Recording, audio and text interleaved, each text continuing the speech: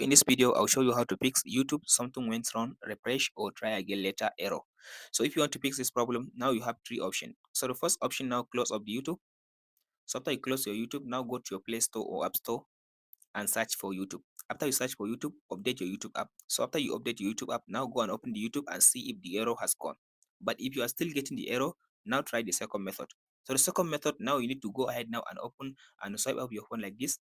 Now you go ahead now and turn on your airplane mode. So turn on airplane mode on your mobile phone and wait for like 5 minutes and then turn it off. So after you turn it off, now go back and open up the YouTube app. So after you open the YouTube app like this now, so go and try to replay the video. So if you replay the video, I hope this will solve your problem. But if you try this and still you are getting the error, so I will advise you to restart your mobile phone. After you restart your mobile phone, and then go ahead now and try to open the YouTube app still. Because most of the time the reason why you are getting this error is because you have poor internet connection.